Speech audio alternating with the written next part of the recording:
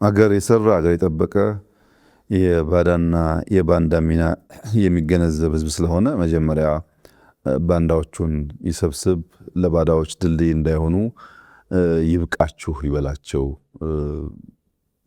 ማለት እወዳለሁ።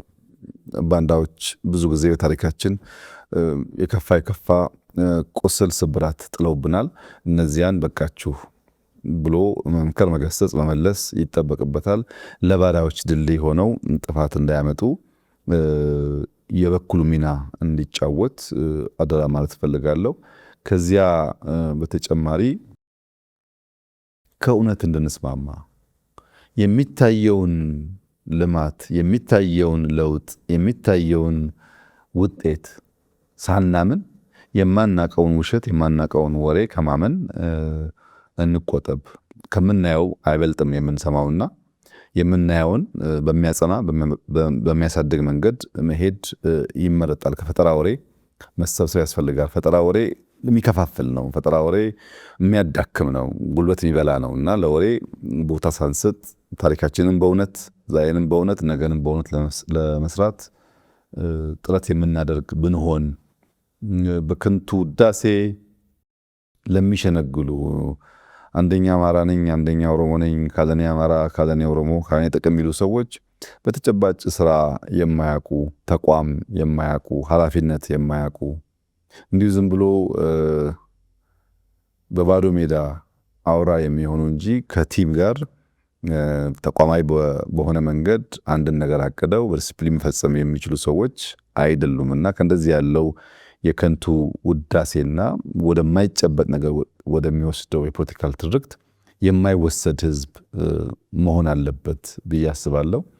ትናንትና አክሱምን ስንገነባ፣ ፋሲልን ስንገነባ፣ ላሊበላን ስንገነባ፣ ኢትዮጵያን በአዲስ መንገድ ስናንጽ ምንም ጥርጥር የለውም ተደምረን ያደረግነው። ከመደመር ውጭ የተሰራ ፋሲል፣ የተሰራ አክሱም የለም። እያንዳንዱ ህዝብ የደም ጠብታ ድምር ውጤት ነው ኢትዮጵያ ውስጥ የምናየውን ነገር የፈጠረው። አሁንም መፍትሄው መደመር ነው። ትላንት ተደምረን ታሪክ ሰርተናል። አሁን ተደምረን ያሉብንን መከራዎች፣ ችግሮች ተሻግረን የተሻለች ኢትዮጵያን መፍጠር እንችላለን። ህዝቡ በትልቅነቱ፣ በታሪኩ፣ በእውቀቱ ልክ ሚናውን መጫወት አለበት ብዬ አስባለሁ። ምክንያቱም የአጥር መፍረስ ለጅብ ነው የሚመቸው። የአጥር መፍረስ ከውጭ ለሚመጣው ጥፋት ነው የሚመቸው።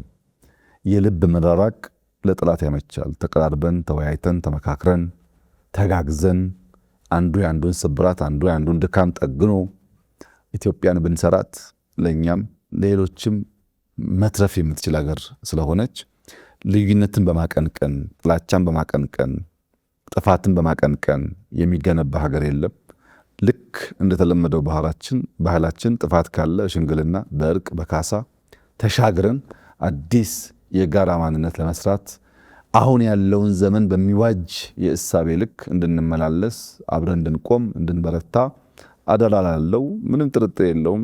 የአማራ ህዝብ አሁን ያሉበትን ችግሮች ተሻግሮ የለማች የበለጸገች ለብዙዎች የምትተርፍ ክልል፣ ለብዙዎች የምትተርፍ ሀገር፣ ለብዙዎች የምትተርፍ አፍሪካን በመፍጠር ውስጥ ከፍተኛ ሚና እንደሚጫወት ሙሉ እምነት አለኝ። ይህም እንዲሆንለት ምኞቴ ከፍ ያለ ነው።